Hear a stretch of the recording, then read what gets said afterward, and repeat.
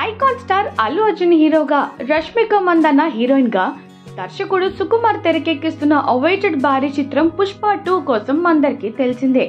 మరి ఈ ఏడాది ఉన్నటువంటి కొన్ని క్రేజీ పాన్ ఇండియా చిత్రాల్లో ఇది కూడా ఒకటి. కాస్త ఆలస్యం అవుతున్నప్పటికీ పార్ట్ 1 తర్వాత వస్తున్న ఈ సీక్వెల్ పై కూడా మంచి బజ్ ఉండగా, దీంతో పాటుగా వచ్చిన పాటలు కూడా సెన్సేషనల్ హిట్ అయ్యాయి. ఇక దీనితో పాటుగా ఈ చిత్రానికి భారీ లెవెల్లో థియేట్రికల్ బిజినెస్ జరిగినట్టుగా కూడా ఇదివరకే టాక్ ఉంది.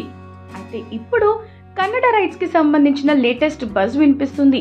దీనితో ఈ సినిమాకి ఏకంగా ఒక్క కన్నడ హక్కులే 32 కోట్లకి అమ్ముడుపోయినట్లుగా వినిపిస్తుంది.